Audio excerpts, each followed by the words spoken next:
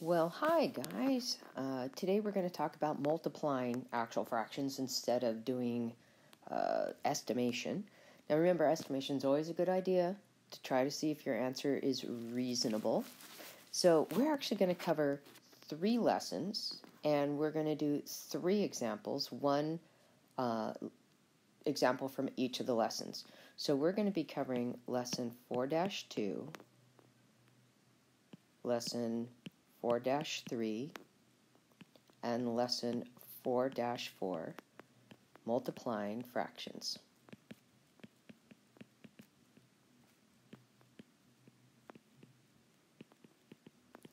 And today's date is going to be 9/28. Can you believe the next video I'm going to make for you guys? It's going to be October already. Crazy! Alright, so I'm going to go through a series of rules that we need to follow. Rule number 1. You must have 2 fractions.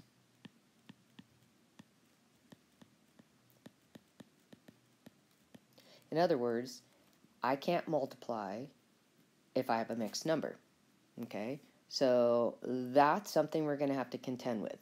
So let's talk about 2 potential cases. One, if we had a whole number, and you've seen me do this already when we were talking about the last video.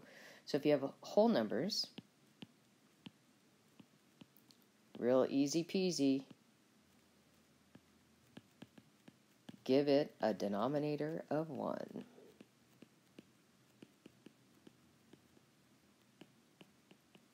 Okay, that's how I can turn any kind of whole number into a fraction. So if I have 32, to make it a fraction, I make it 32/1.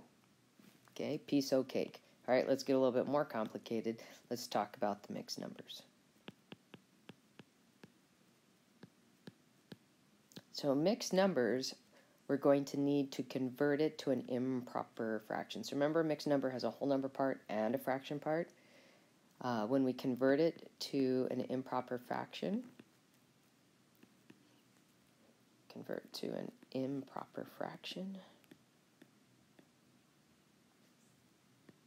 what we're going to do is have the numerator larger than the denominator. So that's what they mean by improper. All right, so let's do 4 2/3. And by the way, notice that when I write my fractions, my fraction bar is always horizontal.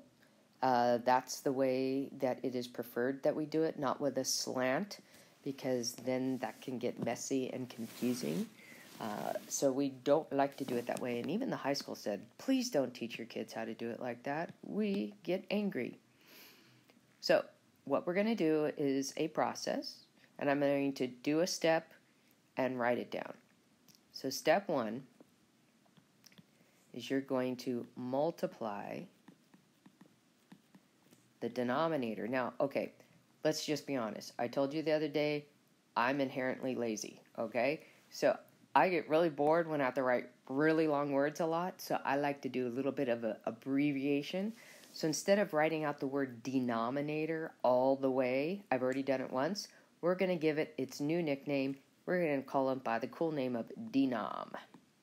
So multiply the denom by the whole number.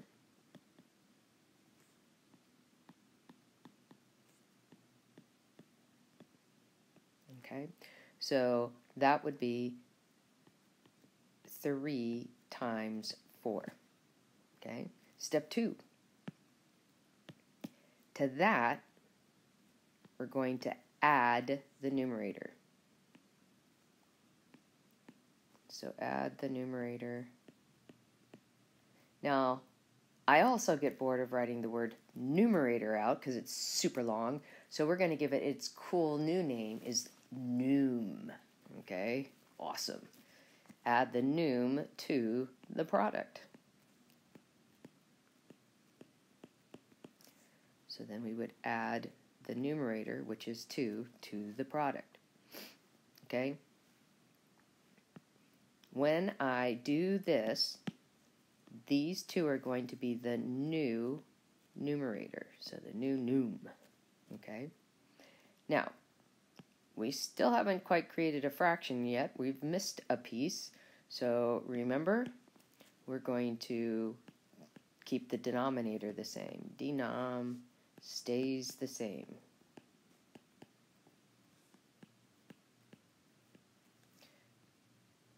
So we would keep the denominator at 3. So we go ahead and we do the math. And when we do it step by step, it looks like this. 12 plus 2 over 3. And we get our final answer is 14 thirds. So that's step 1. You gotta have 2 fractions. Wow, and you say, Rosner, that took off a long time. Well, you know, it happens.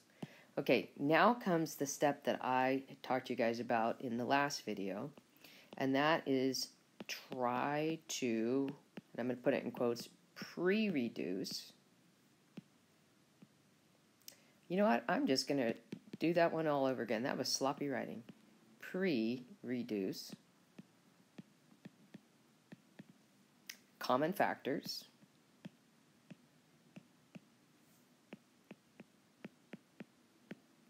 from any numerator.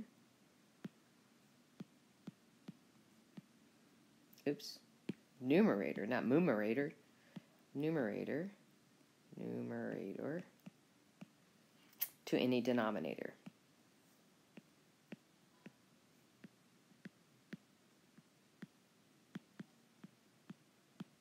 Okay. And honestly, it turns out that there's 4 places that I can look to pre-reduce. Okay, so imagine we've got a numerator and a denominator, a numerator and a denominator, okay, and we're doing a multiplication problem. So one place we can look is any numerator with any denominator. If there's a factor they have in common, we can divide it out. It doesn't have to go, one number gets divided all the way down to 1. It doesn't have to be that. And we're going to do an example so you'll see that. The second place to look would be the other diagonal. Okay? But there's 2 more that people always forget about. One of the fractions could have already had a common factor that we could have divided out. And the other fraction could have had a fraction. The other numerator and denominator, sorry about that, fraction, could have had a factor we could have divided out. So I kind of look at it as being on the diagonals and the goalposts. Okay, so those are your 4 locations with your numerator and denominator. Now, some people call this cross-canceling. Now, my beef with calling it cross-canceling is that's only 2 of the possible places to look, okay? That's the numerator in pink and the denominator in pink circled up, or the red ones, okay? So those are just 2 of the 4. Don't forget that the individual fractions could also be reduced. All right. Now, the reason why I like to do that is because it makes the numbers I'm going to multiply smaller and less likely for me to make a calculation error. All right, well, let's continue. That's only step 2, and we got 3 and 4 to give. They're not bad. Don't worry about it. So step 3 is going to be, now you can multiply. Multiply straight across.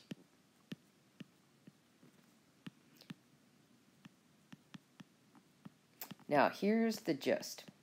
That step, pre-reducing, you don't have to do, right?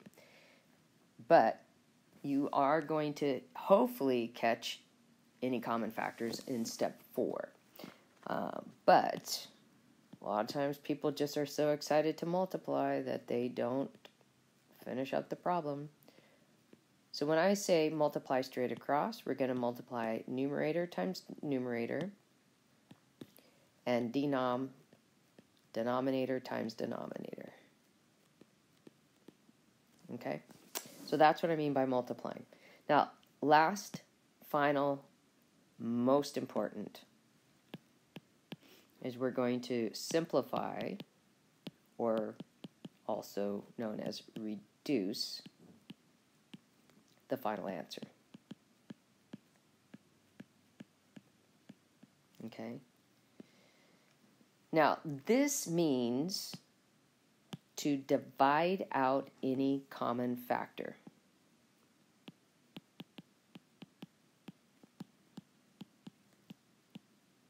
Any common factor. Oops, forgot the word factor. I said it, but I didn't write it. In the numerator and the denominator.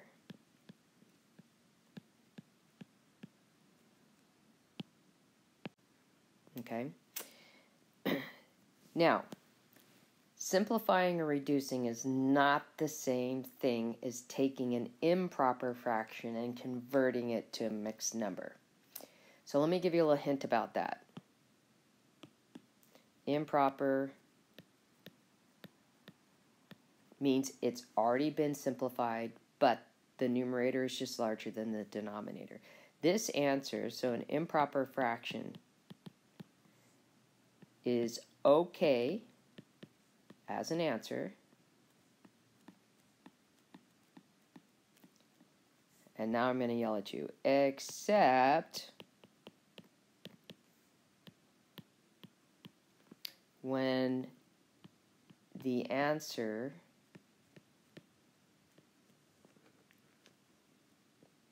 is to a word problem.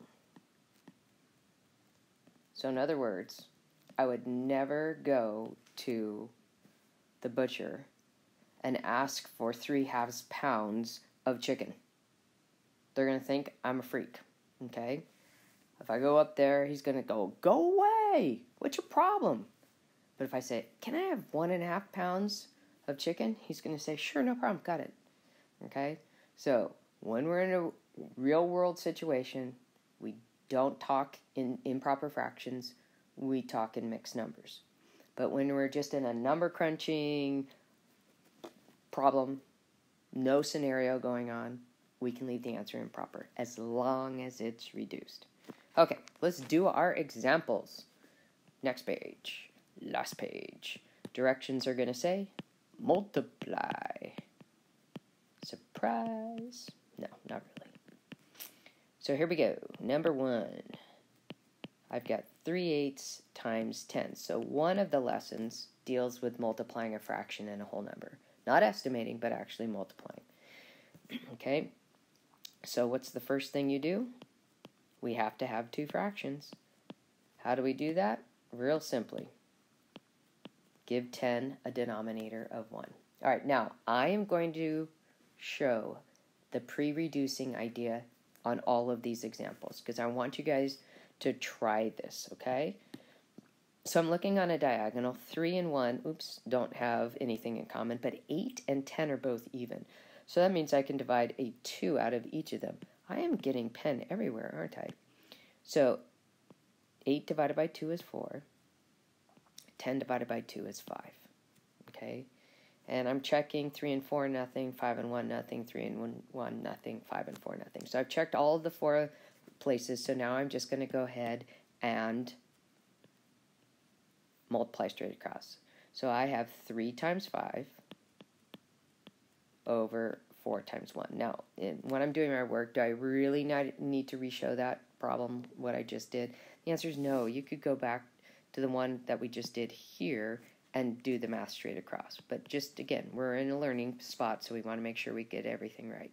So 3 times 5 is 15, and 4 times 1 is 4. Now, I am happy with this answer. If you want to go one more level, then you're going to take the numerator is your dividend, and your denominator is your divisor. So 4 goes into 15 3 times, which is 12, with a difference of 3. So what we're going to do is we're going to take that 3, and it's going to become the numerator of our remainder fraction. The denominator is going to be the divisor. Okay, so the other answer we could have for this problem would be 3 3/4. All right, so I'll demonstrate that on these problems as an improper fraction shows up. Okay, so the next example was, what if I have just a fraction times a fraction? So let's have 3/4 times 5/6. So again, I'm going to check, and I'm going to look on diagonals, and the very first diagonal I look, 3 and 6, they have a 3 in common. So I'm going to divide a 3 out of each of them. And 3 divided by 3 is 1, and 6 divided by 3 is 2. Now I look on the other diagonal, 4 and 5, nope. 1 and 4, nope. 5 and 2, nope. So now all I'm going to do is multiply straight across. So again, you could do it from the problem we've just finished, or you could rewrite it neatly. It's up to you.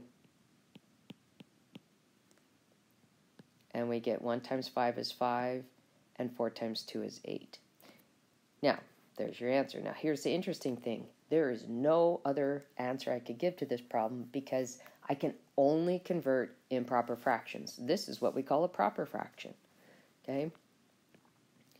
And the creme, the doozy of all doozies, what if I have 2, not 1, but 2 mixed numbers being multiplied together? So, worst case scenario.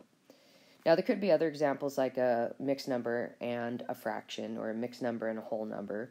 But again, it's always the same idea. Make sure you have 2 fractions, try to pre-reduce, multiply straight across, double check to see if you can reduce your final answer. 3s like to hang out. I call them stinky 3s because they do like to hang out, and you don't always see them because a 3 can go into an even number and an odd number. Yep. All right, so we're going to go ahead and convert. And the first one, we're going to do 5 times 2 is 10. 10 plus 4 is 14. So we have 14/5. The second one, we're going to do 4 times 1 is 4. 4 plus 3 is 7. So we have 7/4. Okay. Now, we're going to look to see if there's anything that I can cross-cancel. Let's see, 14, 4. Oh, yeah, they're both even, so I can divide a 2 out. So 14 divided by 2 is 7. 4 divided by 2 is 2. Look at the other diagonal, 5 and 7, no. How about 7 and 5, no. How about 7 and 2, no. So I'm ready to multiply straight across. So I have 7 times 7 and 5 times 2.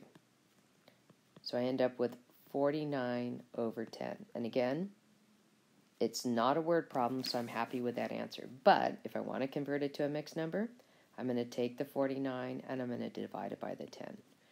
So 10 goes into 49 4 times, which is 40, with 9 left over.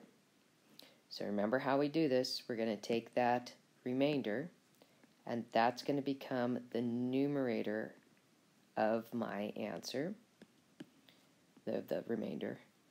And then the denominator is going to be the divisor. So I'm going to rewrite that answer neatly. 4 and 9/10 would be the other. Okay? But again, I'm going to put a star next to it. I'm perfectly happy with those improper fractions when it's not a word problem. If it is a word problem, a measurement of some kind, I will need to convert it to a mixed number. All right, there you go. Have a great weekend, guys.